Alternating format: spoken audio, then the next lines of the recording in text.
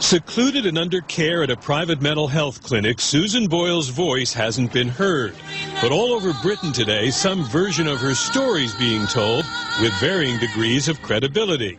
Her extraordinary rise and fall on TV, though, now is being criticized with 20/20 hindsight.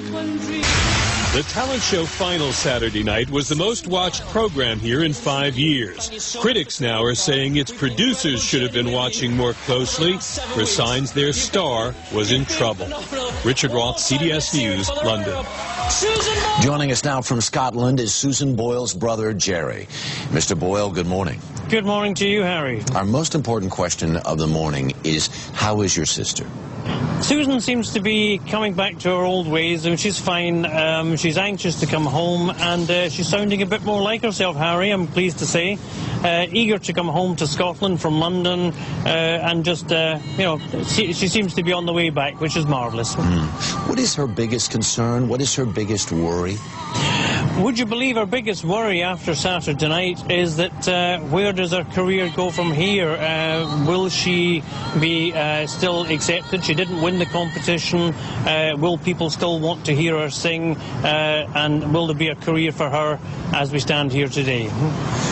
It has been portrayed, and it certainly looks by many indications, that she had some sort of a collapse, that just the sheer pressure of this competition got to your sister. Would you read it the same way?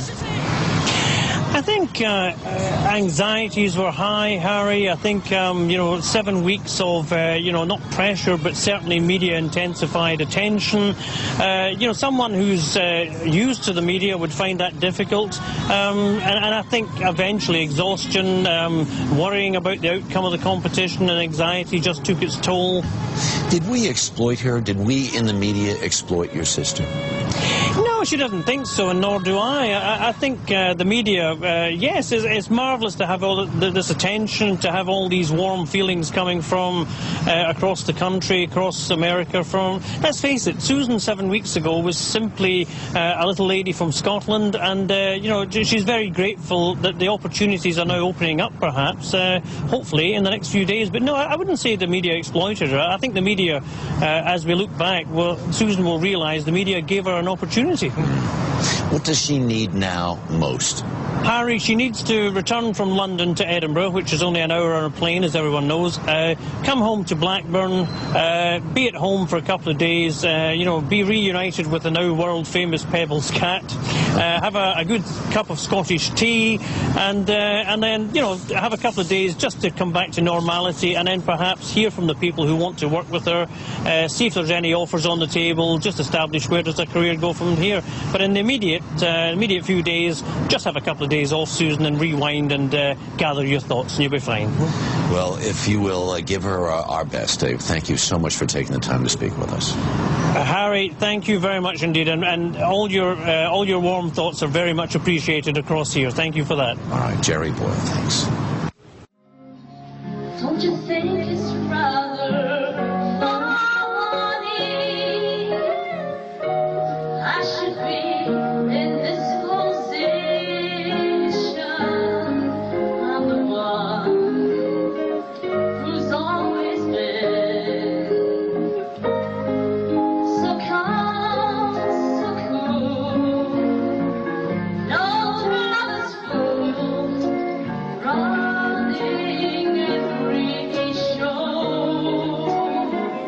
He scares me so.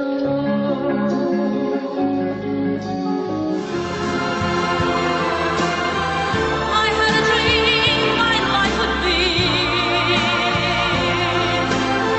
so different from this hell I'm living, so different now from what it seems.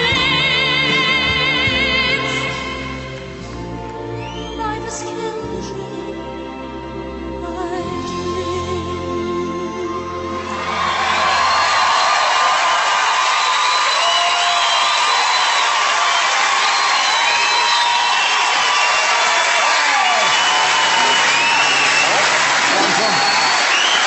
Well done, Susan.